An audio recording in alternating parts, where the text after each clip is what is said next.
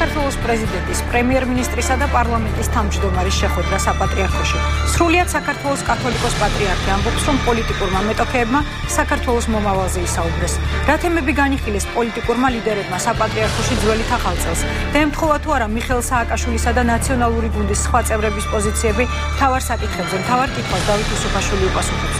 გადაცემის მეორე ნაწილში გაგრძელდება თუ არა მთიან ყარაბაღთან დაკავშირებული გაუგებრობა სომხეთში მაია ფანჯიკიძე და გადაცემის ბოლოს არსებობს თუ არა საბიუჯეტო კრიზისის საფრთხე. დავით ნარმანია გადაცემაში მთავარი კითხვა.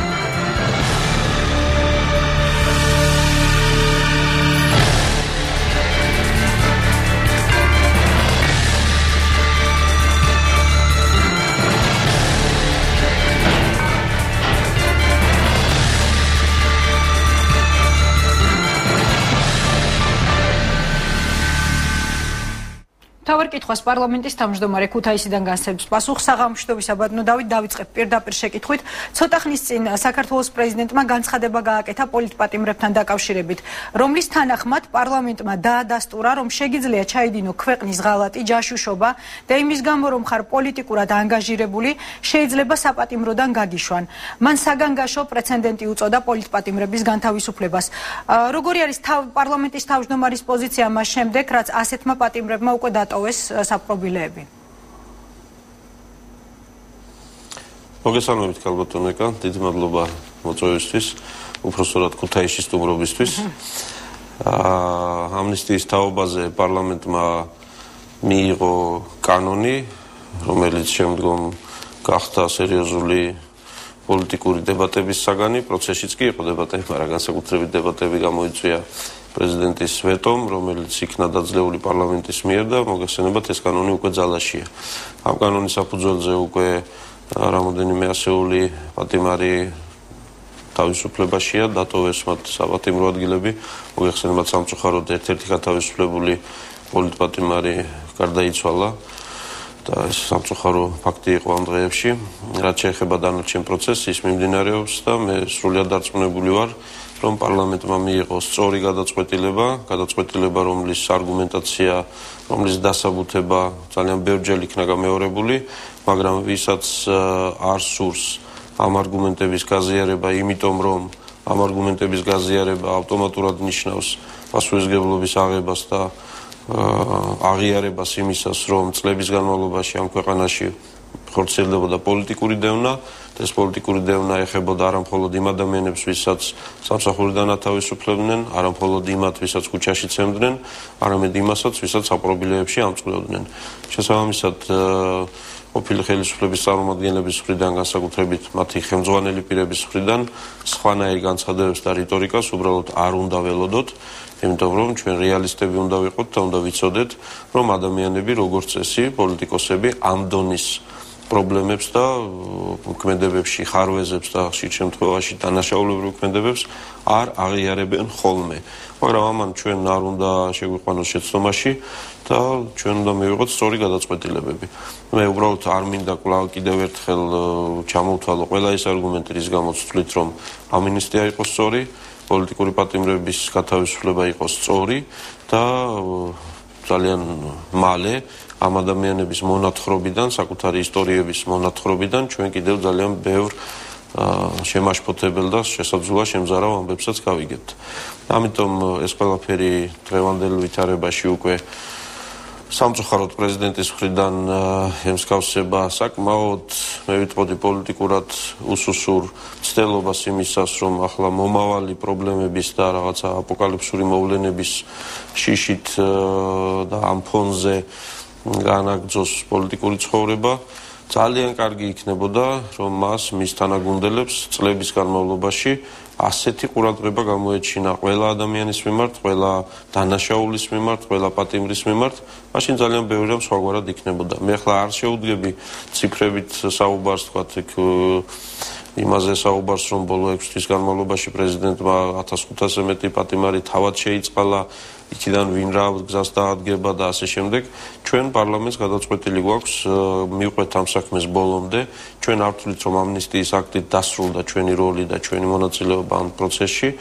პირიქით დაიწყო და გვაქვს გეგმები, საკმაოდ საინტერესო და ინტენსიური საქმიანობა გვექნება იმისთვის, რომ ყველა პატიმარი, რომელმაც ამ ამნისტიის შედეგად დატოვა საპატიმრო ადგილები და სხვაებიც, ვინც ცხოვრება მოიტანა და აღმოჩნდნენ ასეთი წნეხის ქვეშ, გაიარეს საშემოსავლებით დაწესებულებები, მოხდეს მათი რესოციალიზაცია, დაბრუნება საზოგადოებაში, დაბრუნება ოჯახებში და მე დარწმუნებული ვარ, გათავისუფლებული პატიმრების უმრავლესობა თავად ჩაერთვება ამ პროცესში. ასე რომ აქ წერტილი დასმულია ამ საკითხზე, რაც არ უნდა მტკივნეული ყოფილიყო წინა ხელისუფლებისთვის ეს ნაბიჯი და ეს აქტი, მე ადრეც ურჩევდი, ახლაც ურჩევ მათ, რომ შეეგუონ ამ საკითხებს, რომ მათი ჩადენილი პრობლემა, მათი ჩადენილი არასწორი ქმედებები ჩვენი გამოსასწორებელი გახდა. ეს იყო ერთ-ერთი მაგალითი ამისა, სამწუხაროდ ბევრი სხვა საქმეა, რომელზეც ჩვენი მხრიდან სწორი გადაწყვეტილებები გამოიწვევს მათ გაღიზიანებას, მაგრამ არაუშავს უნდა მოითმინონ, გადაიტანონ და საზოგადოებას კი მიმართავ, რომ ნაკლებად გაღიზიანდნენ იმითი, თუ პრეზიდენტი თუ სხვა ყოფილი თანამდებობის პირები თავიანთ ძალიან ხშირად არც დასაბუთებული და ადეკვატური გამოსვლებით და ისტერიკებით კიდევ ერთხელ მორიგ ჯერზე ითამაშებენ მოქალაქეების ნერვებზე. სამართალდამცავი სისტემა მუშაობს და იმუშავებს გამართულად, პარლამენტი გააგრძელებს საკანონმდებლო საქმიანობას, როგორც გითხარით, იქნება სერიოზული პროგრამები იმისთვის, რომ ადამიანებმა რაღაც ახალ დანაშაულზე კი არა, ახალ წარმატებებზე იფიქრონ თავიანთ ოჯახებში და თავიანთ ახლობლების წრეში, ასე რომ ყველაფერი კარგად იქნება და ზოგადად ერთსაც ვიტყვი, თავისუფლება, თავისუფალი საზოგადოება მოითხოვს იმას, რომ ჩვენ ყველა მზად უნდა ვიყოთ იმისთვის, რომ თავისუფლებას მაღალი ფასი აქვს.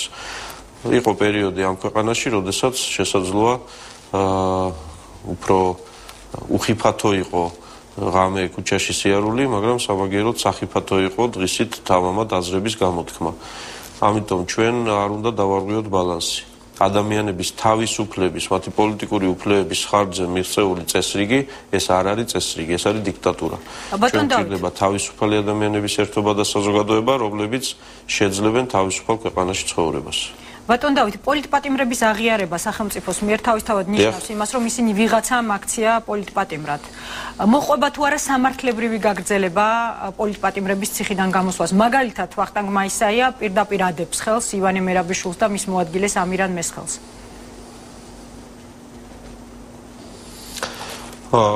ამ შემთხვევაში პოლიტპატიმრების უკვე გათავისუფლებული პირების მხრიდან რაიმე კონკრეტულ დანაშაულზე მინიშნება ან ჩვენება ან პროკურატურისთვის მიმართვა, ეს განიხილება ჩვეულებრივი წესით, იმიტომ რომ პრეტენზიები და პრობლემები ხელისუფლების წარმომადგენლებთან ჰქონდათ არა მხოლოდ მათ, ვინც საპრობილეებში აღმოჩნდნენ, არამედ სხვებსაც მოქალაქეებს. ამიტომ ამ საკითხების განხილვა ჩვეულებრივი წესით მოხდება, რაიმე სპეციალური მექანიზმი პოლიტპატიმართა მიმართ ჩადენილი დანაშაულებისთვის არ არის გათვალისწინებული, თუ ჩადენილია დანაშაული, ყველა უნდა იქნეს გამოძიებული.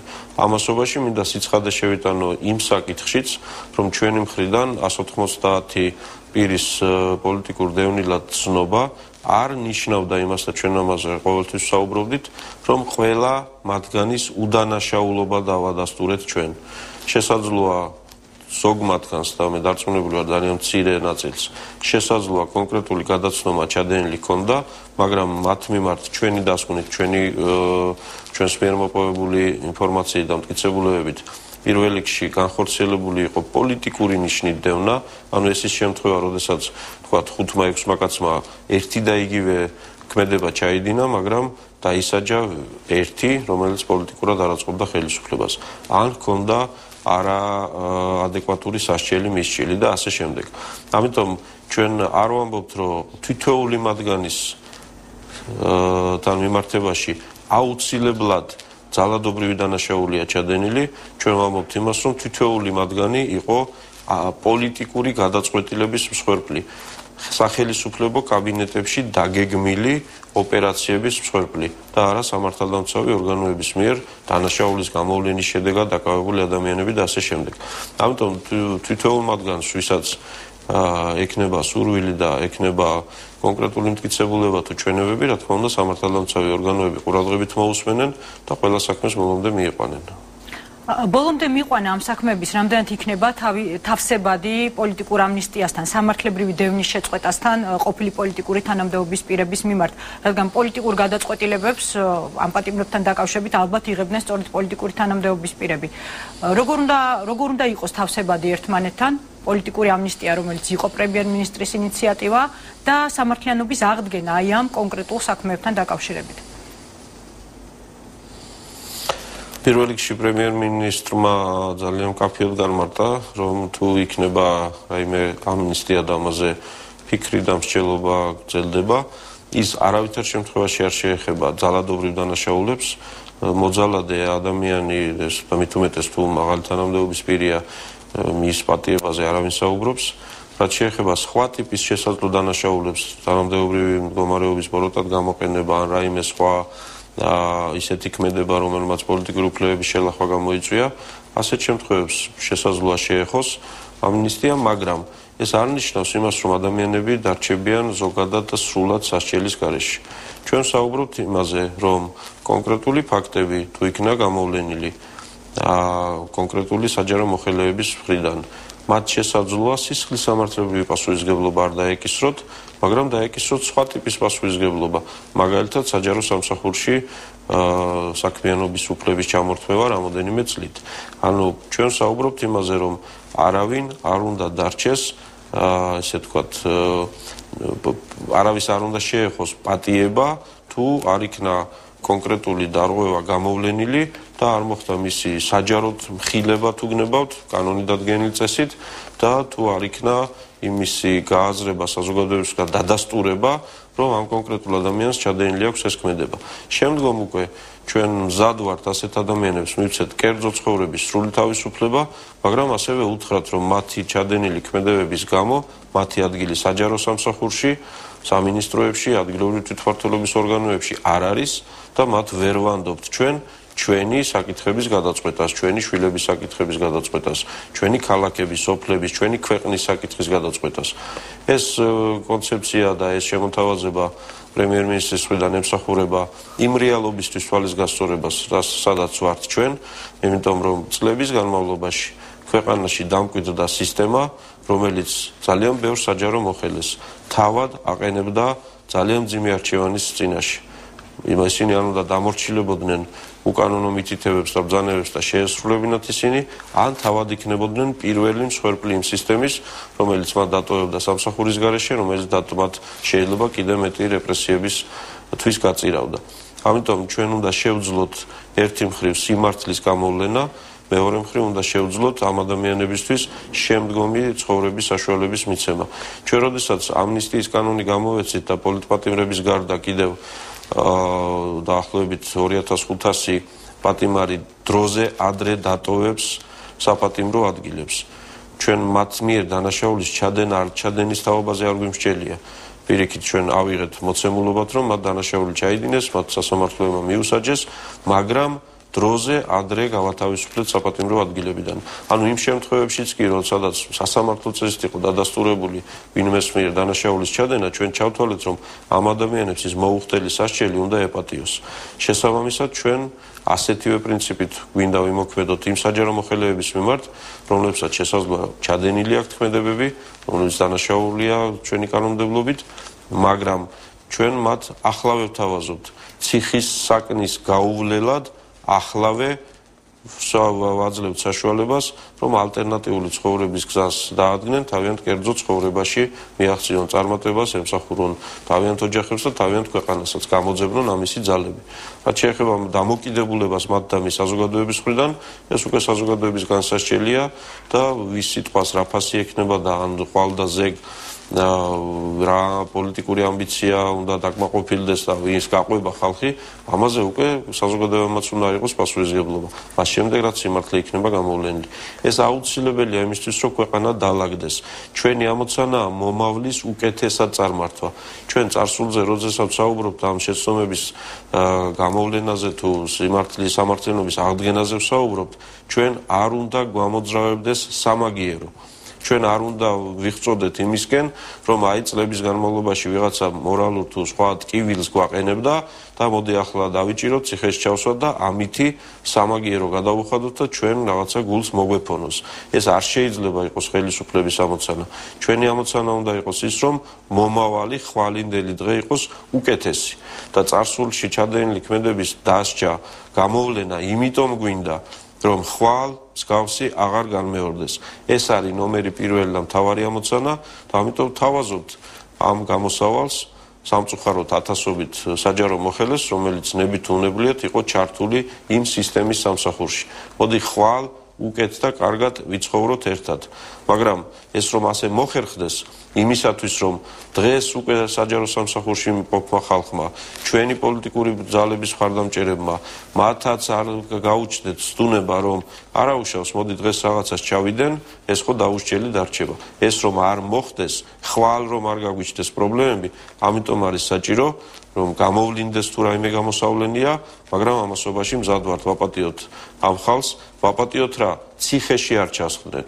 თორე აქ არ არის საუბარი იმაზე, რომ თუ ვინმე მაგალითად რომელიმე მაღალჩინოსანმა საკუთრება ჩამოართვა მოქალაქეს, ან აიძულა რომ ნოტარიუსთან მისულიყო ამის 3 საათზე და თავისი ქონება გადაეფორმებინა სახელმწიფოსთვის, რომ აქ ვაპატიეთ და არაუშავს, მოდი ეს ქონება სხვას დარჩება. აქ კომპენსაციის მექანიზმები უნდა იყოს და აქ მთელი რიგი სამუშაოებია ჩასატარებელი. ბატონ დავით, ძალიან დიდი ინტერესია საზოგადოების მხრიდან ძველი ახალი წლის საღამოს მიმართ, რომელიც ერთად გაატარეთ თქვენ პრემიერ-მინისტრმა და საქართველოს პრეზიდენტმა საპატრიარქოში.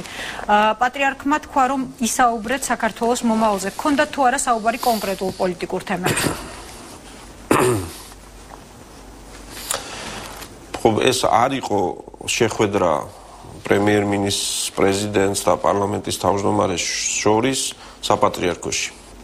ეს იყო საპატრიარქოში წინა საახალწლოდ პატრიარქის მიერ გამართულ ღონისძიებაზე ჩვენი ერთად თავმოყრა. ასე რომ ეს არ იყო შეხვედრის ადგილი ამ შეხვედრისთვის, ეს იყო პირიქით, სადაც თავი მოვიყარეთ ყველამ ერთად. აქ საუბარი, რა თქმა უნდა, დიდწილად შეეხო იმ საკითხს, რისთვისაც ვიყავით იქ, ეს იყო ახალი წელი, იყვნენ სტუმრები, პრაქტიკულად ყველა მართლმადიდებლური ეკლესიის წარმომადგენლები, პატრიარქები, ამიტომ საუბრები დიდი ნაწილი შეეხებოდა სწორედ სტუმრებს, შეეხებოდა პატრიარქს, მის იუბილეს, მაგრამ ბუნებრივია იყო საუბარი სხვა თემებზეც, მიმდინარე საკითხებზე.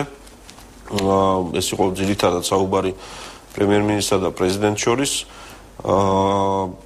ამ შეხვედრის შედეგად რაიმე განსაკუთრებული და მნიშვნელოვანი თემა ან საკითხი არც გადაწყვეტილა და ეს არც იყო ამ შეხვედრის მიზანი. ჩვენ ამ შემთხვევაში მეც და ბატონო ბიძინამაც საჭირო და აუცილებლად ჩავთვალეთ პატრიარქის იუბილეის ღონისძიებაზე ერთად ყოფნა და როდესაც მეტეხში გამართული ღონისძიების შემდეგ პატრიარქმა გთხოვა უკვე საპატრიარქოში გადანაცვლება, ამ დროს ეს თხოვნა იყო ყველას მიმართ და მინდა გითხრათ, რომ ბატონო ბიძინამაც სერიოზულად იაქტიურა, ასე ვთქვათ და პრეზიდენტს მანაც უთხრა, რომ სწორი იქნება ამ დროს პატრიარქთან საპატრიარქოში შეხვედრა. ახლა საკითხებს და თემებს რაც შეეხება, მე უბრალოდ ვერ ვისაუბრებ ამ თემებზე, ვერ ვისაუბრებ და არ ვისაუბრებ, იმიტომ რომ ეს როგორც გითხარით არ ყოფილა საქმიანი შეხვედრა, რომლის თუნდაც რაიმე რეზიუმე შეიძლება იქნეს გახმოვანებული. ბუნებრივია საკითხები თუ საუბრის თემები იყო დღევანდელი ვითარება ქვეყანაში და ასთა ურთიერთგაცვლა იმაზე თუ ხვალინდელი დღე როგორ წარმოგვიდგენია უახლოესი თვეები და კიდევ უფრო შორეული მომავალი. იქ იყო საუბარი ასე ვთქვათ ზეპარტიულ, ზეპოლიტიკურ თემებზე, იმიტომ რომ ძალიან ბევრი საკითხი ამ ქვეყანაში, რომელიც სამწუხაროდ პოლიტიკურ დაპირისპირებებს ეწირება ხოლმე, არა და არ შეიძლება იმ თემებზე ქვეყანას კონდეს რაიმე შიდა პოლიტიკური დისკუსიები. ეს არის საერთო სტრატეგიული საკითხები ქვეყნის, საერთო სახელმწიფოებრიობის. ამიტომ იყო ამ თემებზე საუბარი, იყო მიმდინარე თემებზე, იყო კონსტიტუციურ პროცესზე, მაგრამ კიდევ მეორებ ეს არ იყო რაიმე მოლაპარაკებების სტილში გამართული საუბრები, ეს იყო უფრო აი ასეთ ვითარებაში ასხთა ურთიერთგაცვლა. მე საბოლოო ჯამში ვთვლი რომ ეს იყო პოზიტიური მოვლენა, ამ შეხვედრას საქმე არ გაუფუჭებია, პირიქით შესაძლოა საქმე უკეთ წავიდეს წინ, თუმცა არანაირი ესეთი გარანტიები ამისი ჯერ სათანადოდ შექმნილი არ არის. საპარლამენტო დონეზე ჩვენ ყოველთვის უმცირესობასთან ყოველთვის ბოლო 2 თვის განმავლობაში ვახერხებდით საქმიან თანამშრომლობას. დღესაც მოვახერხეთ ძალიან მნიშვნელოვან კანონ პროექტზე შეთანხმება, ტექსტების შეჯერება და თორსები 111 თუ 110 ხმით გავიდა ეს პროექტი პირველი მოსმენით, ანუ პრაქტიკულად დარბაზში მყოფმა ყველა პარლამენტის წევრმა დაუჭირა მხარი. ეს გარკვეულად შედეგია ძალიან ბევრი სხვადასხვა საუბრის, რომელიც მეც მაქვს, პრემიერ-მინისტრსაც აქვს, ასე რომ საბოლოო ჯამში ამ შეხვედრის რაიმე განსაკუთრებული გაზვიადება თუ განსაკუთრებული მნიშვნელობის მინიჭება არ იქნებოდა სწორი, იმიტომ რომ აქ რაიმე არანაირი დამატებითი შეთანხმება პოლიტიკური არ მომხდარა, მაგრამ ასთა ურთიერთგაცვლა ჩემი აზრით იყო ძალიან სასარგებლო. ალბათ განსაკუთრებით პრეზიდენტისთვის, რომელსაც პრემიერ-მინისტრმა ბევრ საკითხზე კიდევ ერთხელ ძალიან კაფიოდ განუმარტა, აუხსნა ის პოზიციები, რაც გვაქვს, ის პოლიტიკაც, რომელიც ბოლო ხანებშია კოალიცია ქართული ოცნების მხრიდან, საკონსტიტუციო პროცესთან დაკავშირებით, ამნისტიასთან დაკავშირებით და კიდევ რამოდენიმე სერიოზულ საკითხთან დაკავშირებით. ბატონ დავით, რა სახის დიალოგი, რა სახის ურთიერთობა აქვს საქართველოს პრეზიდენტთან? მე არ გულისხმობ უმრავლესობას საპარლამენტოს, უშუალოდ საქართველოს პრეზიდენტთან, საქართველოს ხელისუფლებას. რადგან იყო ერთ-ერთი კომენტარი ამერიკის შეერთებული ელჩის, რომელიც მიესალმა ხელისუფლებასა და პრეზიდენტს შორის დიალოგს, რაც თავისთავად აჩენს იმის ეჭვს, რომ ასეთი დიალოგი არსებობს, თუმცა არასაჯარო და არაოფიციალური.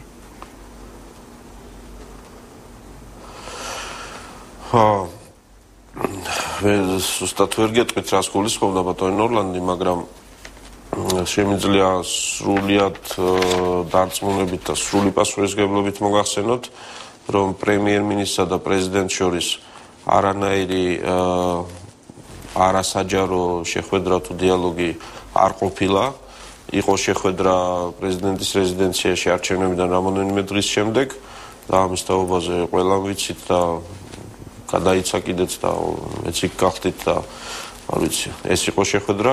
მას შემდეგ პრეზიდენტსა და პრემიერს შორის პირისპირ შეხვედრა, რაიმე დიალოგი არაპირისპირ სხვა რაიმე ფორმით ნამდვილად არ შემდგარა და აგერ იყო ძველი ახალი წლის წინაღამეს ჯერ სასტუმრო მეტეხის საბანკეტო დარბაზში მცირე გასაუბრება მაგიდასთან და შემდგომ უკვე პატრიარქის რეზიდენციაში. სხვა დიალოგი პრემიერსა და პრეზიდენტს შორის არ ყოფილა. თავისთავად არ ყოფილა, ამით კი არ ვამაყობ მე, ან კი არ ვამბობ, რომ ძალიან კარგია ეს რომ ასეა. რა თქმა უნდა, ნორმალურ სახელმწიფოებრივ ცხოვრებას სჭირდება შეიძლება ყოველდღიური კონტაქტი პრემიერსა და პრეზიდენტს შორის. ამასობაში ვინაიდან ეს ასეა და თუ რატომ არის ასე და რამ განაპირობა ეს ყველაფერი, ამას ახლა დიდი ახსნა არ ჭირდება. აქედან გამომდინარე სხვა პირებს, ვისაც გვიკავია გარკვეული თანამდებობები სახელმწიფო სტრუქტურებში, გვაკისრია გარკვეული პასუხისმგებლობა, ჩვენი როლი განსაკუთრებით იზრდება. მე არ ვიცი, არ დავუმალავ და გეტყვით, რომ პირადად მე ქუთაისში ყოფნისასაც და თბილისში ყოფნისასაც საკმაოდ ინტენსიური კონტაქტები მიწევს ხელისუფლების სხვა წარმომადგენლებთან საპრეზიდენტო მხრიდან, უშიშროების საბჭოს წარმომადგენლებთან, ქალაქ თბილისის ხელმძღვანელობასთან, პარლამენტის უმცირესობის წარმომადგენლებთან, კიდევ სხვა პირებთან, იქეთ კონტროლის პალატა, სასამართლო, ანუ ის გარკვეული ვაკუუმი, რაც არსებობს პრემიერ-მინისტრსა და პრეზიდენტს შორის ურთიერთობაში, ეს ივსება აი ამ უკვე სხვა დონეზე, უფრო საქმიან დონეზე ურთიერთობებით და მე დარწმუნებული ვარ ამას მიესალმება ამერიკის შეერთებული შტატების ელჩის და საქართველოს თითოეული მოქალაქეც, იმიტომ რომ ყველას ძალიან კარგად გვესმის. არის საკითხები, რომლებიც ბოლომდე არის მისაყვანი, არის პროცესები, რომელიც არის დასასრულებელი.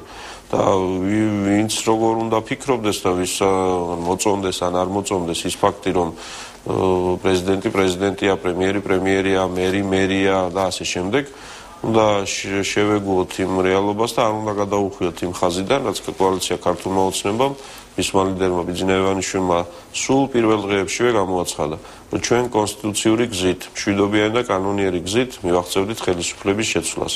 ხელისუფლების დიდი ნაწილი შეცვლილია, მცირე ნაწილი ჯერ კიდევ ადგილზეა. მე დარწმუნებული ვარ, რომ უახლოეს არჩევნებზე და არა რაიმე სხვა გზით და საშუალებით პრეზიდენტიც შეიცვლება, მერიც შეიცვლება, საკრებულოებიც შეიცვლება და ქვეყანაში გაცილებით უფრო პასუხისმგებლიანი პოლიტიკური ძალები და ადამიანები აიღებენ მართვის სადავეებს. დღეს კი ეს დიალოგი ამ დონეზე არის უკიდურესად აუცილებელი და მე შემიძლია პირდაპირ ეთერში მოგახსენოთ, რომ მაგალითად რამოდენიმე დღის წინ საკმაოდ ხანგრძლივი და საფუძვლიანი საუბარი მქონდა თბილისის მერთან, გიგი უგულავასთან. რა თქმა უნდა, საუბრის ერთი ნაწილი შეეხებოდა საკმაოდ მწვავე პოლიტიკურ თემებს და პრობლემებს, მაგრამ საუბრის მეორე ნაწილში ძალიან დეტალურად ვისაუბრეთ იმ კანონპროექტზე და იქ შესაძლო ვარიანტებზე, რომელიც პარლამენტშია ინიცირებული, მაგალითად ნაგვის გადასახადთან დაკავშირებით, ან საბავშვო ბაღების დაფინანსებასთან დაკავშირებით, ან საგადასახადო კოდექსში ისეთ ცვლილებებზე, რომელიც ეხება თვითმმართველობის ბიუჯეტებს. ანუ ჩვენ პარალელურ რეჟიმში, გარდა პოლიტიკური თემებისა და პოლიტიკური დებატებისა, ვალდებული ვართ ვიმუშაოთ აი ამ ყოველდღიურ საკითხებზე, იმაზე თუ ამა თუ იმ პროექტს რა ელის, ამა თუ იმ მიმართულებას რა ელის, როდესაც გვიწევს ასეთ ვითარებაში ყოფნა. და ეს ნორმალური ამბავია, ეს აუცილებელი ასეთ დიალოგი და ხვალაც და ზეგაც იქნება. და საერთოდ ზოგადად ჩვენ ძალიან მალე ვიცხოვრებთ იმ ქვეყანაში, სადაც არ იქნება აუცილებელი და პირიქით იქნება გამონაკლისი შემთხვევები, როდესაც მთელ სახელმწიფო იერარქიაში, მთელ სახელმწიფო ვერტიკალში აუცილებლად და მაინც და მაინც ერთი და იგივე პოლიტიკური ძალის წარმომადგენლები არიან ხელისუფლებაში. ჩვენ მალე ვიცხოვრებთ ისეთ საქართველოში, როდესაც შესაძლოა თბილისის ხელისუფლებაში უმრავლესობა იყოს ერთი პარტია, იმერეთში მეორე, პარლამენტში კიდე მესამე, ან ორივე ერთად, ან რომელიმე კოალიციაში და ჩვენ უნდა ვისწავლოთ და შევეგუოთ და მივეჩვიოთ ამ ტიპის ურთიერთობებს. სხვა შორის საპარლამენტო საქმიანობაში ის ფაქტორი, რომ პრეზიდენტის ხელმოწერა ყველა კანონპროექტზე გარანტირებული არ არის და შესაძლოა მან ისევ გადაწყვიტოს რამე პროექტზე ვეტოს დადება, ეს მხოლოდ ხელს უწყობს პარლამენტში უმრავლესობის მხრიდან უფრო ხარისხიანი საკანონმდებლო პროდუქციის წარმოებას. იმიტომ რომ ჩვენ ვალდებული ვართ, იძულებული ვართ უფრო მეტი ვიფიქროთ, როგორ უნდა შევქმნათ კანონები, როგორ მოვახერხოთ მაქსიმალური უმრავლესობის მობილიზება, რომ თუ საჭირო გახდა ჩვენ შევძლოთ ჩვენი გადაწყვეტილების დაცვა.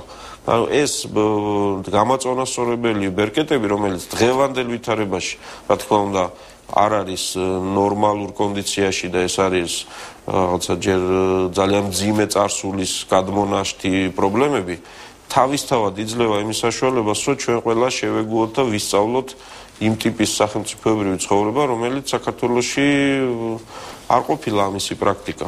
ამიტომ ეს თანაარსებობად მონათლული პერიოდი, ამაში უნდა დავინახოთ პოზიტივიც და ეს პირველ რიგში ახალ ხელისუფლებას წაადგება იმისთვის, რომ უფრო მობილიზებული ვიყოთ მანამ სანამ ძველი ხელისუფლების წარმომადგენლები ჯერ კიდევ იკავებენ ამა თუ იმ თანამდებობებს. ბატონ დავით, ერთ-ერთი ყველაზე მნიშვნელოვანი ტესტი იმისა, თუ რამდენად ძლიერია დღეს თქვენი საპარლამენტო უმრავლესობა, იქნება ის თუ როგორ დასრულდება საკონსტიტუციო ცვლილებების ბედი პარლამენტში. პრემიერ-მინისტრმა ჯერ კიდევ როდესაც გამოვიდა ამ ინიციატივით, განაცხადა, რომ თქვენ უკვე გქონდათ შეხვედრები უმცირესობის წარმომადგენლებთან. საპარლამენტო უმრავლესობის ზოგიერთი წევრი საერთოდ ამბობს, რომ გარანტირებული არის უკვე საკონსტიტუციო უმრავლესობა და თქვენ აუცილებლად განახორციელებთ ამ ცვლილებებს. გულწრფელად მითხარით, გაქვთ იმის გარანტია, რომ მიიღებთ საკონსტიტუციო ცვლილებისთვის საჭირო ხმებს ბოლო მომენტში? საკონსტიტუციო ცვლილებების განხილვა პარლამენტში მიმდინარეობს, დაწყებულია, მაგრამ ჯერ არის მოიხსენებათ წინა ეტაპი საერთო სახალხო განხილვის. იცით რომ შექმნილია სპეციალური კომისია, რომელშიც არიან უმრავლესობა, უმცირესობა, არასამთავრობო სექტორის წარმომადგენლები, ექსპერტები. მათი მონაწილეობით დაგეგმილია 15-მდე შეხვედრა ქვეყნის სხვადასხვა კუთხეში. პირველი შეხვედრა გუშინ გაიმართა ზუგდიდში და სამწუხაროდ ინციდენტის თანხლებით მიმდინარეობდა. იქ იყო შეკრებილი საკმაოდ ემოციურად და აგრესიულად განწყობილი მოქალაქეები, რომლებსაც ჩემი აზრით ხშირ შემთხვევაში დასაბუთებული პრეტენზიები აქვთ წინა ხელისუფლების წარმომადგენლების მიმართ, მაგრამ ხშირად ხდება რომ ემოციები ჭარბობს და ხშირად ილახება ზღვარი არა მხოლოდ ეთიკის, არამედ კანონისაც. დღეს ზუგდიდში ამ თემაზე სასამართლოებშიც იყო მსჯელობა, ანუ კონკრეტულ სამართალდარღვევებზე იყო საუბარი, როდესაც პარლამენტის წევრებს, უმცირესობის წარმომადგენლებს შეკრებილი მოსახლეობის მხრიდან არა მხოლოდ უშვერი სიტყვები მოხვდათ და ეს სამწუხარო ფაქტია. უმრავლესობის წარმომადგენლები, პარლამენტის წევრები ბოლო წუთამდე იყვნენ ადგილზე და პრაქტიკულად მათი ყოფნა იყო ერთ-ერთი სერიოზული გარანტი, რომ გართულება არ მოყვა ამ საქმეს, თუმცა გადამწყვეტი როლი ითამაშა ადგილობრივმა სამართალდამცავმა ორგანოებმა, პირველ რიგში პოლიციამ, მისმა ხელმძღვანელმა, რომლებმაც ყველაზე მიიღეს, რომ ეს არ გადაზრდილიყო რაიმე უფრო უმართავ პროცესებში. ეს იყო სამწუხარო მოვლენა, იმიტომ რომ საკონსტიტუციო საკითხებზე მსჯელობას და განხილვას არავითარ შემთხვევაში არ წაადგება მსგავსი ქმედებები. ამიტომ მე მინდა ვისარგებლო შემთხვევით და მივმართო ყველას, ვინც ფიქრობს, გეგმავს ამ ტიპის შეხვედრებზე მობრძანებას, რომ არავითარ შემთხვევაში ეს შეხვედრები არ ვაქციოთ მსგავსი საპროტესტო აქციების ასპარეზად. საპროტესტო აქციები და ჩვენი პოზიციები შეგვიძლია და უნდა დავაფიქსიროთ სხვა შემთხვევაში, როდესაც გვინდა, ყველა შემთხვევაში ცივილური ფორმებით და კანონიერი ფორმებით და კონსტიტუციური პროცესი კი არავითარ შემთხვევაში არ ჭირდება მსგავსი მოქმედებები. მით უმეტეს იმ პირობებში, რომ გამორიცხული არ არის, რომ ყოფილი ხელისუფლების წარმომადგენლები ყველა თუ არა ნაწილი მაინც პირიქით სწორედ ამის მოლოდინში არიან, რომ მსგავსი არეულობების ფონზე მათ წამებული რაინდების მანტიები მოისხან, ასეთ ფორმატში გამოგვეცხადონ კონსტიტუციურ საკითხებზე და ზოგადადაც.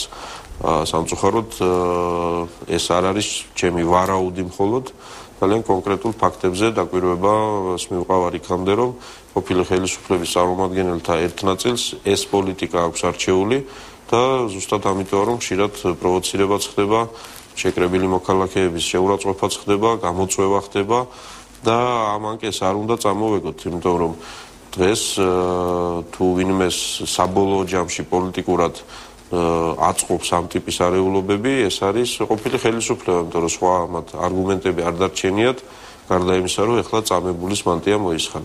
ამიტომ ეხლა ქუთაისშია შეხვედრა და მე დარწმუნებული ვარ, რომ მიუხედავად სერიოზული ნებათაღელვისა, რომელიც ადრე იყო ქუთაისში მსგავსი ასეთ შეხვედრის დროს, ეს აღარ განმეორდება. რაც შეეხება თავად კონსტიტუციურ ცვლილებებს და მისი მიღების პერსპექტივებს და ასე შემდეგ, მე ვარ დარწმუნებული, რომ კენჭისყრა ამ საკითხებზე არ მოხდება პარტიული ხაზის ნიშნით. ანუ მხოლოდ კოალიცია ქართული ოცნების წევრები, ან კოალიცია ქართული ოცნების ღიად მხარდამჭერები, ან თუნდაც კოალიცია ქართული ოცნების ფარულად მხარდამჭერები არ მისცემენ ხმას კონსტიტუციურ ცვლილებებს. მე დარწმუნებული ვარ, რომ პარლამენტის იმ წევრთა სერიოზული ნაწილიც, რომელიც არ უჭერს ხარს კოალიცია ქართულ ოცნებას, ხარს დაუჭერს ამ კონსტიტუციურ ცვლილებებს. მაგალითად, მე ბოლო ცვლილება, ბოლო ინიციატივა ეს არის გამიზნული, მიმართული ქვეყნის საკეთილდღეოდ. ამითი კოალიცია ქართული ოცნება არაფერს არ იღებს და არც ნაციონალური მოძრაობა არაფერს არ კარგავს. და რას იღებს ნაციონალური მოძრაობა? რატომ უნდა დაგიჭიროს მათ მხარი? იმიტომ რომ იფიქრონ საკუთარ მომავალზე. ის უფლება, რომლის გაუქმებაზეა საუბარი, პრეზიდენტის მიერ მთავრობის ერთპიროვნულად შექმნის უფლება, ეს არის სახიფათო იარაღი პირველ რიგში პრეზიდენტისთვის და მისი გუნდისთვის. იმიტომ რომ თუ მას გაუჩნდა ცდუნება ამ იარაღის ამოქმედების, მაშინ პირველი მსხვერპლი ცხადია პოლიტიკური იქნება თავად და მისი გუნდი. არადა როდესაც ასეთი იარაღი აქვს ხელში, ცდუნებაც არსებობს.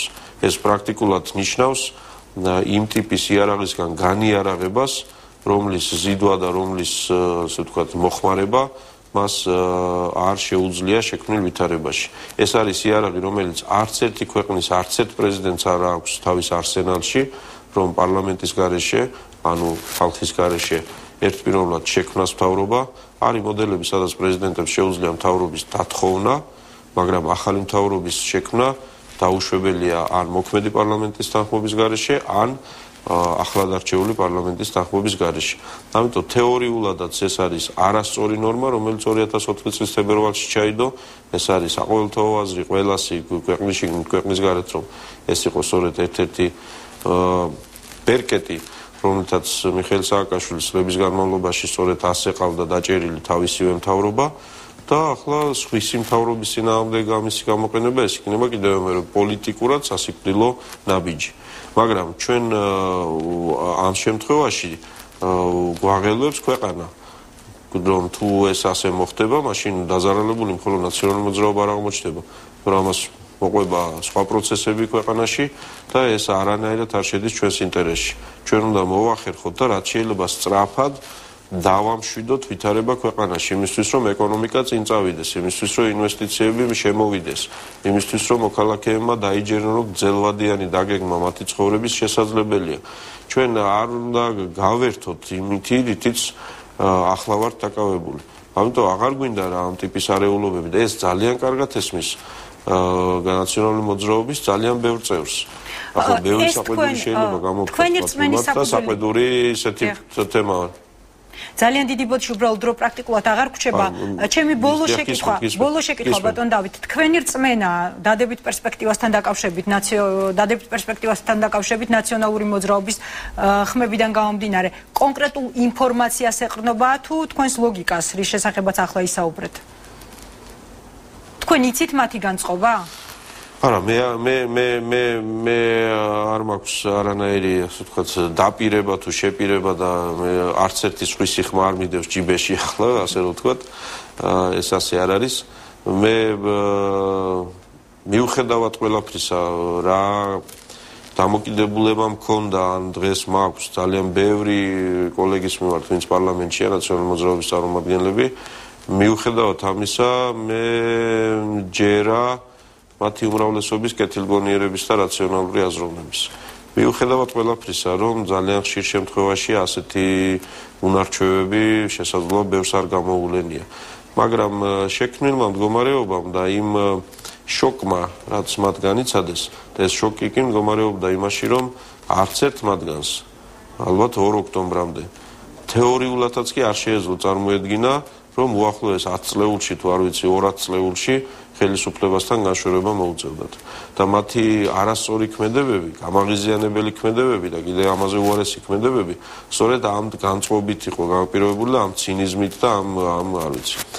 დღევანდელ ვითარებაში მე დარწმუნებული ვარ, რომ იმ შოკმა, რაც მათ დაატყდათ თავს არჩევნების შედეგად, უნდა გამოიწვიოს გამოფხიზლება, უნდა გამოიწვიოს რაციონალური აზროვნება. ეს ჩვეულებრივი მოვლენაა, ისე როგორც ადამიანებს გვემართება ხოლმე ცხოვრებაში, როდესაც რაღაცა ძალიან ცუდი ამბავი დაგვემართება და ის ცუდი ამბავი გამოფხიზლებას, რაღაცა სხვა სიტყვაში გადასვლას გულისხმობს ხოლმე.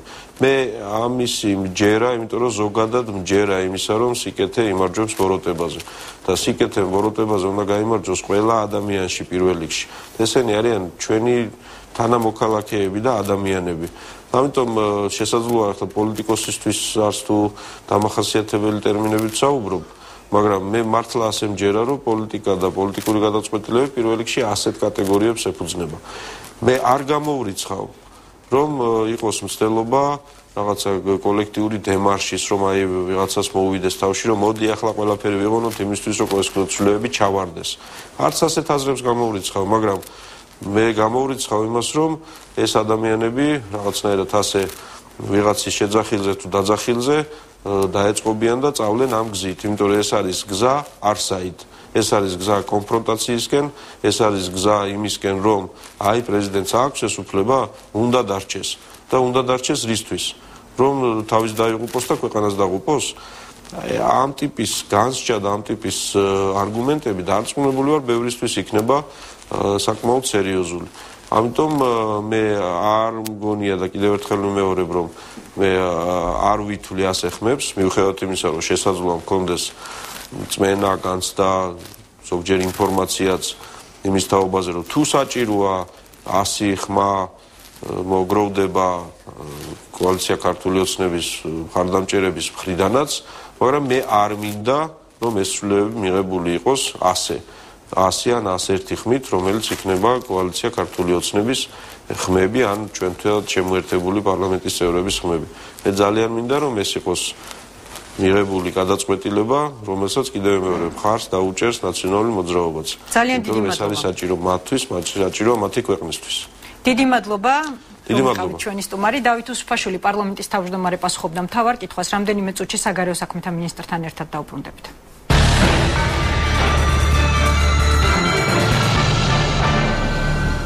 მაია ფანჯიკიძე უპასუხობს მთავარ კითხვას აღამშვიდობისებად. აღამშვიდობისა. სომხეთის თემა ძალიან მნიშვნელოვანია, ვიდრე გუშინდელ დღეზე გკითხავდეთ, ხვალ იწყება პრემიერ-მინისტრის ვიზიტი, როგორც ვიცით, თქვენც ხართ დელეგაციის შემადგენლობაში. ექნება თუ არა გაგრძელება გუშინ დაწყებულ გაუგებრობას მთიან ყარაბაღთან და თქვენს განცხადებასთან დაკავშირებით, როგორ ფიქრობთ, ანუ სომხური მხარისთვის ყველაფერი გასაგებია? სომხური მხარისთვის თავიდანვე ყველაფერი გასაგები იყო. ამიტომ არანაირი გაგრძელება არ ექნება იმას, რაც არ არსებობს იქ. აქედან გამომდინარე, ჩვენ ძალიან წყნარად მივემგზავრებით ხვალ სომხეთში, გვაქვს ძალიან საინტერესო პროგრამა უმაღლეს დონეზე სომხეთის პრეზიდენტთან, სომხეთის პრემიერ-მინისტრთან, საგარეო საქმეთა მინისტრთან შეხვედრები და ჩვენ ჩავატარებთ ძალიან კარგ ვიზიტს. ანუ კითხვები არ იქნება სომხეთის. დარწმუნებული ვარ, რომ არანაირი კითხვები არ იქნება, რადგანაც არც ყოფილა. ახლა იმის შესახებ, რაც მოხდა გუშინ, შემდეგი ფორმით გავრცელდა განცხადება, რამაც გამოიწვია თავისთავად გაუგებრობა, შეიძლება ითქვას მცირე სკანდალიც. ყარაბაღის კონფლიქტის გადაწყვეტა უნდა მოხდეს აზერბაიჯანის ტერიტორიული მთლიანობის ფარგლებშიო. აი ეს ვერსია გავრცელდა, როგორც თქვენი განცხადება. ყარაბაღი საერთოდ არ მიხსენებია. აბსოლუტურად ხო. და აქედან გამომდინარე, ჩემთვის აბსოლუტურად გაუგებარია, რატომ მოხდა ეს ამბავი გუშინ საქართველოს ტელევიზიებში. და მე ძალიან გაოცებული ვარ, რომ ჟურნალისტებმა იმის მაგივრად, რომ რამე გადაემოწმებინათ, პირდაპირ საიდანღაც აიღეს რაღაცა არარსებული ფრაზა და ამის ირგვლივ ატეხეს აჟიოტაჟი.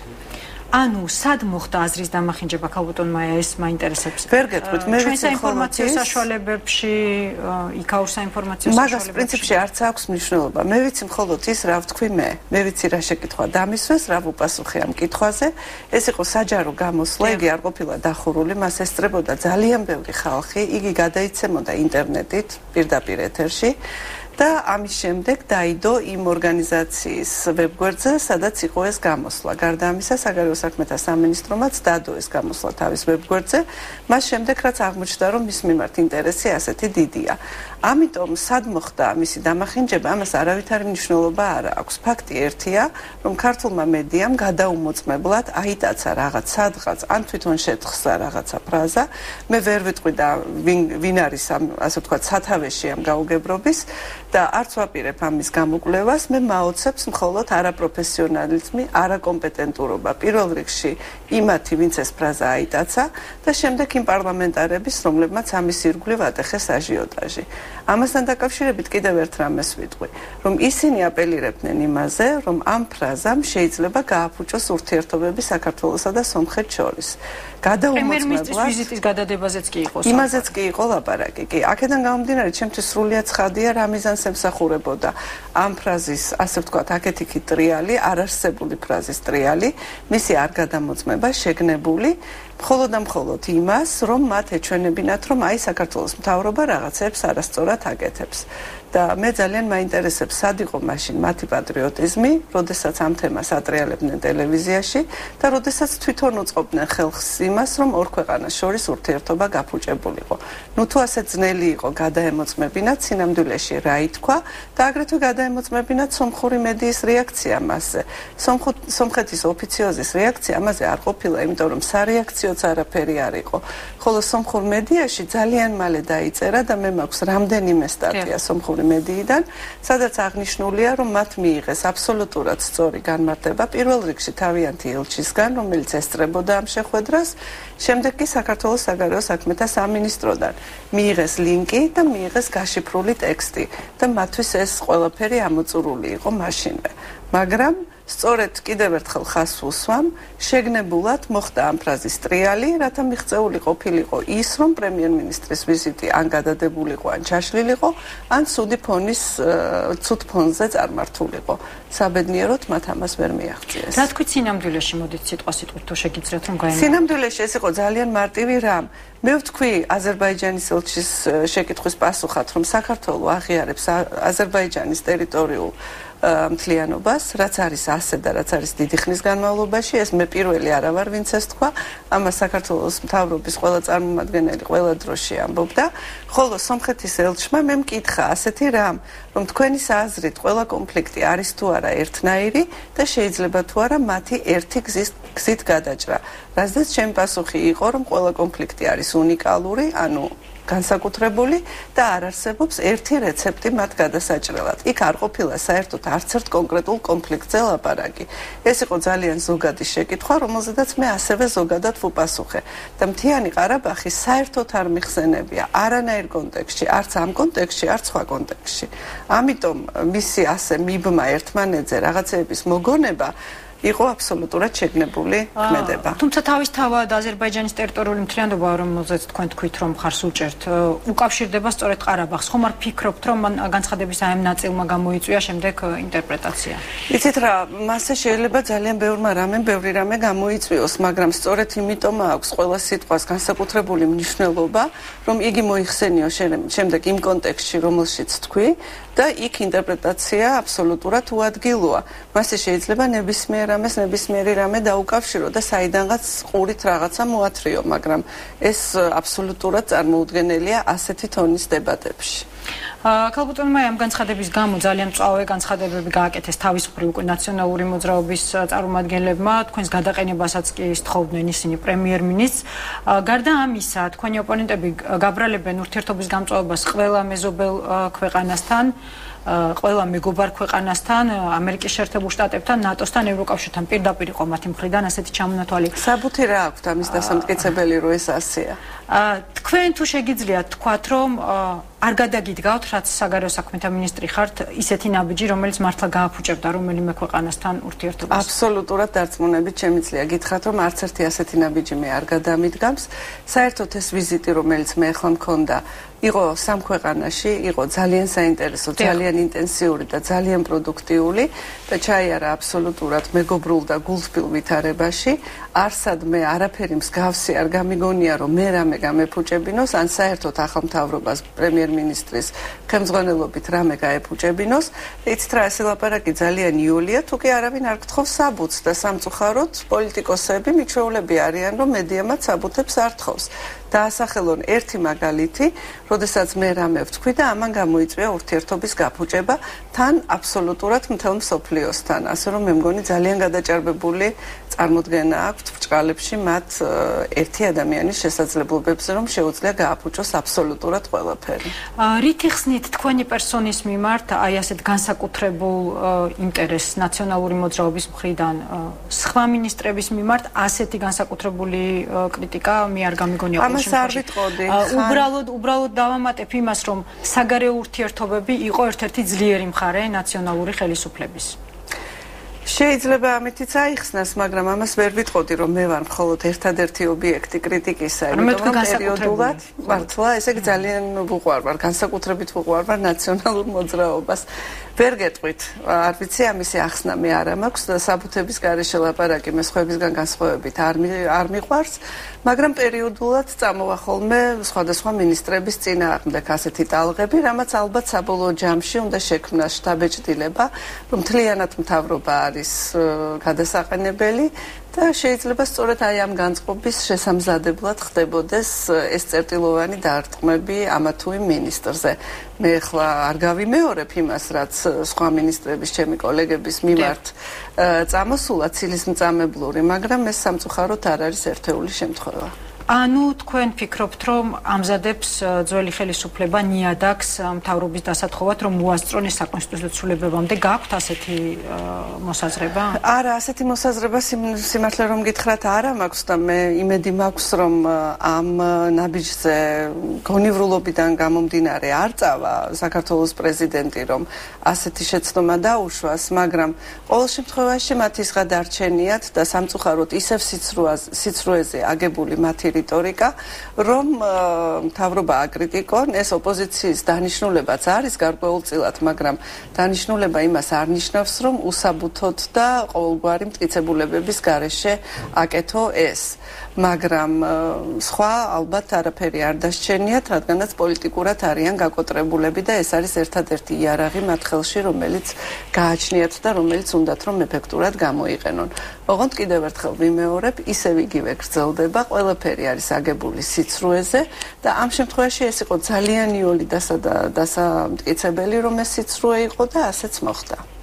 ერთ-ერთი მნიშვნელოვანი თემა დაპირისპირების ახალსა და ძველ ხელისუფლებებს შორის იყო ელჩების თემა. საბოლოოდ პრეზიდენტი დაგთანხმდათ ძველი ელჩების გამოწვევას და ახლების დანიშვნაზე. მე მაინტერესებს რა იყო პოლიტიკური ფასი ამ შეთანხმების, რადგან მანამდე ვიდრე დაგთანხმდებოდათ მიხეილ სააკაშვილი იყო ძალიან პრინციპული ამ საკითხთან დაკავშირებით.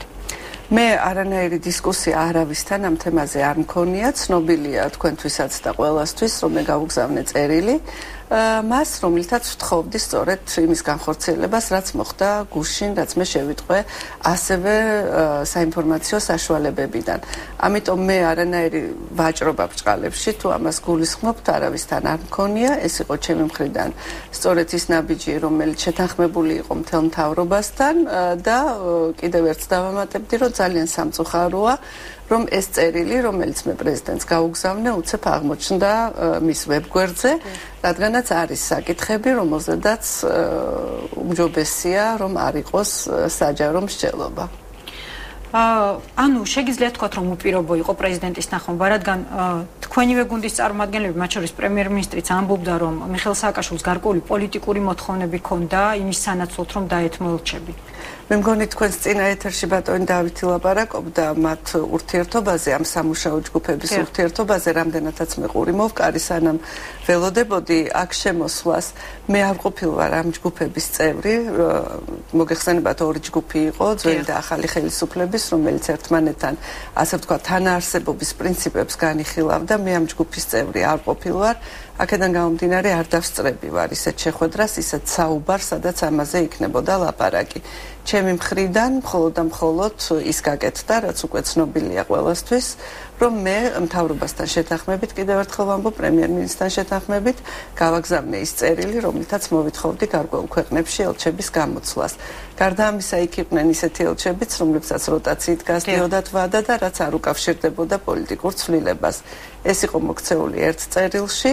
და ჩემი მხრიდან მეტი ნაბიჯი ამის შესახებ არ გადადგმულა. მე ბატონ გიგა ბოკერიასთან მქონდა ორი შეხვედრა ამ თემაზე, მაგრამ ჩვენ მხოლოდ ამ თემას ვეხებოდით ჩვენ საუბრებში და რადგან მე არ მონაწილეობდი ამ თანაარსებობის ჯგუფების მუშაობაში, ამიტომ ვერაფერს დამატებით ვერ გეტყვით ამ თემაზე. არის თუ არა გადაწყვეტილი უკვე ყველა ახალი ელჩის კანდიდატურა? ფაქტიურად გადაწყვეტილია, მაგრამ მიუხედავად იმისა, რომ ჩვენ გავიგეთ, რომ პრეზიდენტმა დააკმაყოფილა ეს თხოვნა, შესაბამისი დოკუმენტაცია სამინისტროს ჯერ არ მიუღია. მათი მიღების საფუძველზე დაიწერება ელჩების მივლინებიდან დაბრუნების ბრძანებები და მხოლოდ მას შემდეგ გაეგზავნება პრეზიდენტს ახალი კანდიდატურები. ახალი კანდიდატურები გაგზავნილია მხოლოდ იმ პოზიციებზე, რომლებიც როტაციის საშუალებით თავისუფლდება. კიდევ ერთი თემა საუბრის ბოლოს, ეს არის ზურაბ აბაშიძის დღევანდელი განცხადება, რომლის თანახმადაც რუსეთის ხელისუფლებასთან თვის ბოლოს უნდა გაიმართოს პირველი საქმიანი შეხვედრა. თუ არის თქვენთვის ცნობილი, ვინ ვის შეხვდება და რა ფორმატში?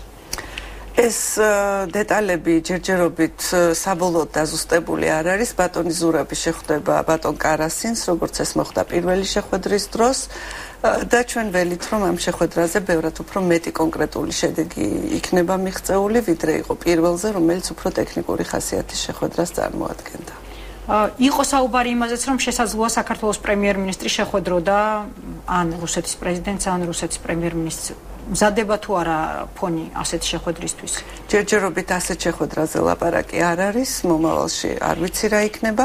ყოველ შემთხვევაში ეხლა ამაზე მუშაობა არ მიმდინარეობს. ძალიან დიდი მადლობა. დიდი მადლობა. მაია ფანჯიკიძე პასუხობდა მთავარ კითხვას, რამდენიმე წუთში დავით ნარმანიასთან ერთად დავბრუნდებით.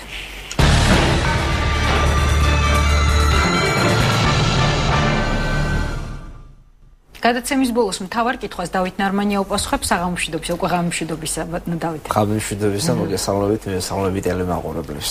ბატონო დავით, ნაცმოძრაობის გენერალურმა მდივანმა ივანე მერაბიშვილმა გუშინ განაცხადა, რომ საქართველოში საბიუჯეტო კრიზისი დაიწყო და ამის ერთ-ერთ მიზეზად მან დაასახელა ინფრასტრუქტურული პროექტების შეჩერება.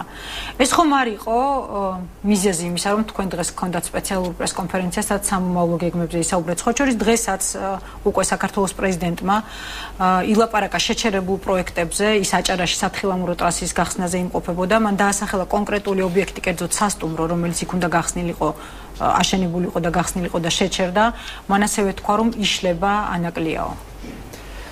პირველ რიგში ვიტყვი იმას, რომ ჩვენ დღევანდელი პრესკონფერენცია ჯერ კიდე გასულ კვირას გქონდა დაგეგმილი, უბრალოდ გასული კვირიდან ვემზადებოდი დღევანდელი პრესკონფერენციისთვის, იმისათვის, რომ გვესაუბრა სწორედ რეგიონების მიხედვით და დეტალურად მიმართულებებით გზებზე, წყლის მიწოდების სისტემის პროექტებზე და ასე შემდეგ, რომელიც არის გარდამავალი 2012-დან 2013 წელს და რაც 2013 წლის განმავლობაში იქნება ასევე ახალი პროექტების სახით ინიცირებული და სრულად მოგვეცვა ის სამუშაოები, რა სამუშაოებსაც ჩვენი სამინისტრო სხვადასხვა უწყებები განახორციელებენ.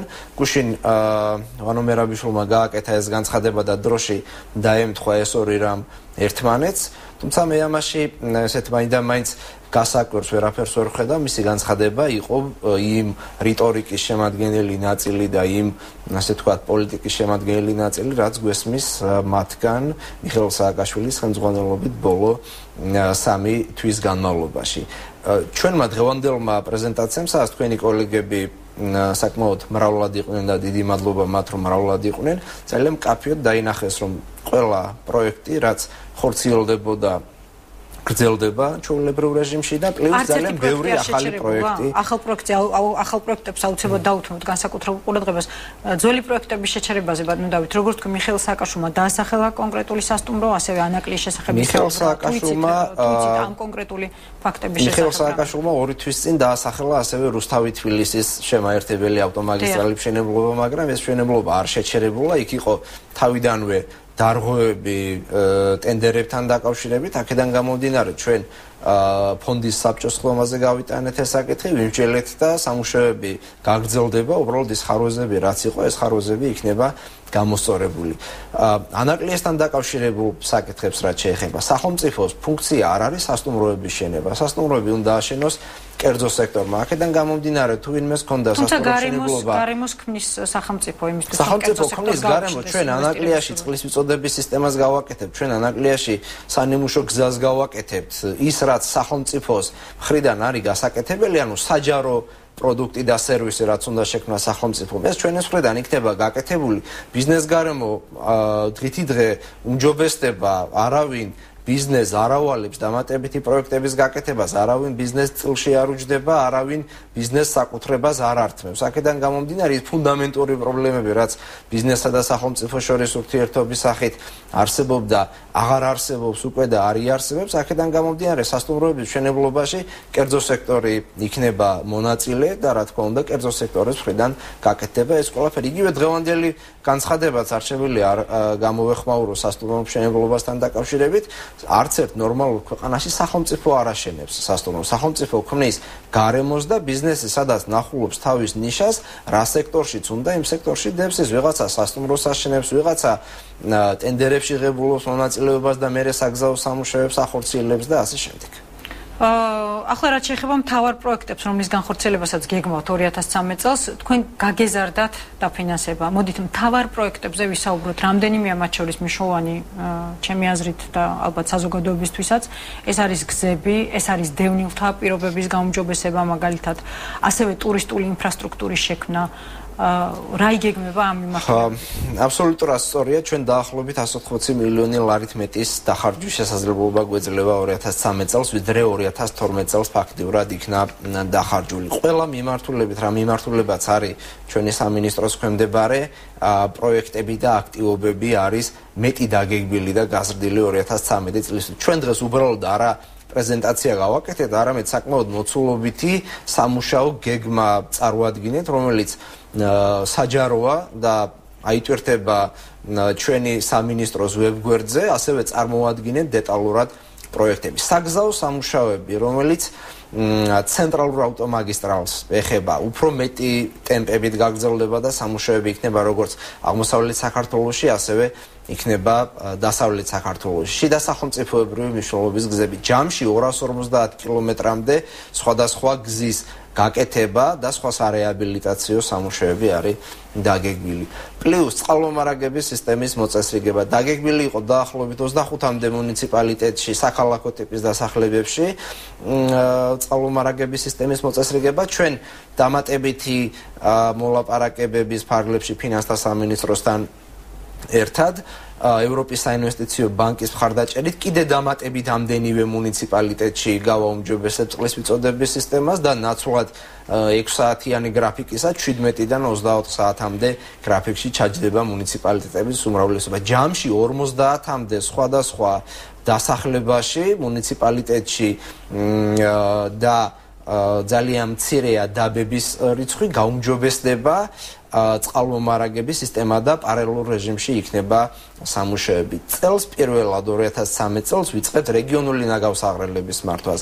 ნაცვლად ადრე არსებული ქაუტური ნაგავსაღრელებისა ჩვენ ეტაპობრივად გადავალთ ნაგავსაღრელების ცივილური მართვის ინსტრუმენტებზე, რისთვისაც 12 მილიონი ლარი არის განსაზღვრული ბიუჯეტში. რაც შეეხება დევნილთა პირობების გაუმჯობესებას, ეს ძალიან მნიშვნელოვანი პრობლემაა. რასაკვირველია, ძალიან მნიშვნელოვანი საკითხია. ჩვენ დევნილთა სამინისტროსთან ძალიან მჭიდრო კოორდინაციით 82 მილიონი ლარი გვაქვს განსაზღვრული სხვადასხვა მიმართულებით დევნილთა მხარდამჭერი ინფრასტრუქტურული პროექტების მშენებლობაზე. აქ იგულისხმება ფოთში და ზუგდიდში დევნილთა საცხოვრებელი სახლების მშენებლობა და მიმდინარე სამუშაოების დასრულება, ასევე სხვადასხვა ჩასახლებებში წყალმომარაგებასთან, ნარჩენების გატანასთან და სხვა ყოფით საკითხებთან დაკავშირებული პრობლემების მოგვარება.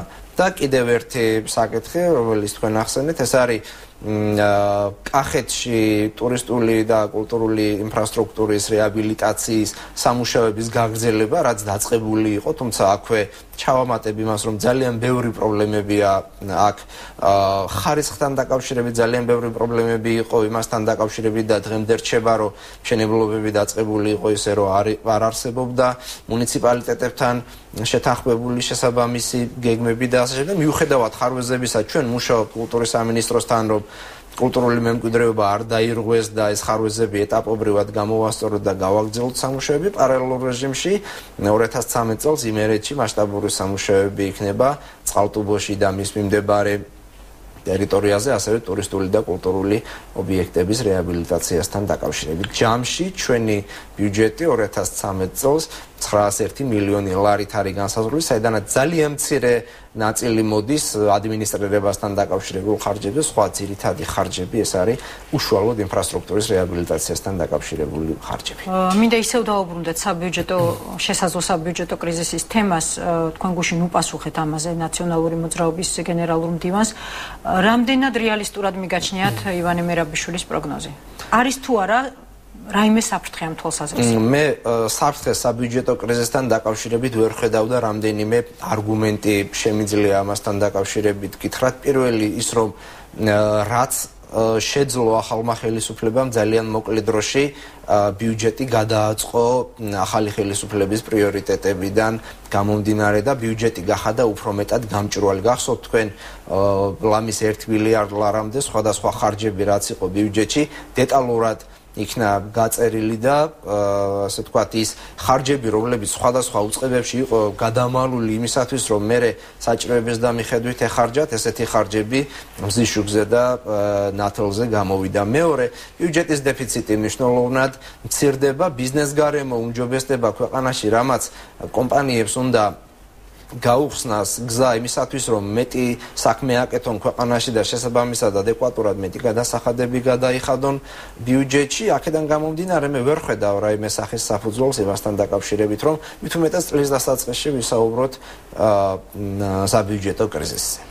თავარ მიზეზად შესაძლო საბიუჯეტო კრიზისის თქვენი ოპონენტი ასახელებს იმას, რომ მთავრობას არ გააჩნია ეკონომიკური მოქმედების ერთიანი გეგმა. არსებობს ასეთი გეგმა თუ არა? 2012 წლის 25 ოქტომბერს, როცა საქართველოს პარლამენტმა მთავრობის შემადგენლობა დაამტკიცა, მთავრობის შემადგენლობასთან ერთად მთავრობის სამოქმედო გეგმა დაამტკიცა ერთიანი და ძლიერი საქართველოსათვის, სადაც საკმაოდ ძირითადი ნაწილი ამ პროგრამის ერთ-ერთი მსხვილი მიმართულება არის სწორედ ეკონომიკურ განვითარებასთან დაკავშირებული ნაწილი, სადაც საუბარია იმაზე, რომ ჯერ კიდე დღემდე არსებული მონოპოლიები უნდა მოისპოს ქვეყანაში და თავისუფალი ვაჭრობისა და კონკურენციის პირობები უნდა იქნას აუცილებლად დაცული. სადაც საუბარია იმაზე, რომ განვითარდეს მცირე და საშუალო ბიზნესი, რომელიც ვერ ვითარდებოდა წლების განმავლობაში ქვეყანაში, სადაც საუბარია დამატებითი ინვესტიციების მოზიდვის შესაძლებლობებზე და სტიმულებზე, სადაც საუბარია ბიზნეს გარემოს გაუმჯობესებაზე სხვადასხვა მიმართულებით, სადაც საუბარია რეფორმების კოორდინაციასთან დაკავშირებულ საკითხებზე. ძალიან ბევრ თემაზე ესეთი დოკუმენტები და ვთქვა, რომ ჯერ კიდე ქართული ოცნების წინასაარჩევნო პროგრამის სახით არასდროს არ ქონია ერთიან ნაციონალურ მოძრაობას და მთავრობის სამოქმედო დოკუმენტის სახით, რაც პარლამენტმა დაამტკიცა, არ ქონია წინა ხელისუფლებას. მე მახსოვს ძალიან ბევრი დოკუმენტი და მათ შორის ბოლო დოკუმენტიც, რომელიც წინასაარჩევნოდ ჰქონდა მაშინდელ ხელისუფლებას, რომელიც როგორც დოკუმენტი საკმაოდ სუსტი იყო და ერთ შემთხვევაში მერე არაანალიზებდა ხელისუფლება ამ დოკუმენტის შესრულებასთან დაკავშირებულ საკითხებზე საუბარს. ამიტომ ასე ვთქვათ, ის რომ დოკუმენტი არ გააჩნია ხელისუფლებას, რა თქმა უნდა, ეს არ არის რეალური. თუმცა მე გეტყვით კიდე ერთ საკითხს, რომ მთავრობის ძირითადი მონაცემებისა და მიმართულებების დოკუმენტი 20 წლიანი, ანუ საშუალოვადიანი სამოქმედო გეგმა, რაც წლების განმავლობაში ფიქციად იყო ქცეული, ახალი ხელისუფლების პრობლემებში უნდა იქცეს ერთ-ერთ სერიოზულ სამოქმედო დოკუმენტად და 1 მარტიდან დაიწყება მუშაობა ფინანსთა სამინისტროს კოორდინაციით ამ დოკუმენტზე, სადაც სხვა სამინისტროები იქნებით ჩართული და ის გეგმები, რაც ყველა სამინისტროს ცალ-ცალკე გვაქვს, ანუ დეტალურ სამოქმედო გეგმებზეა საუბარი, იქცევა ამ მთლიანი დოკუმენტის შემადგენელ ნაწილად და ეს დოკუმენტი უფრო რეალურად ქმედითი დოკუმენტი უნდა გახდეს. ძალიან დიდი მადლობა. გადაცემის ბოლოს დავით ნარმანი აპასუხობდა მთავარ კითხვას, ხვალამდე გემშვიდობებით, მშვიდობიან ღამეს გისურვებთ.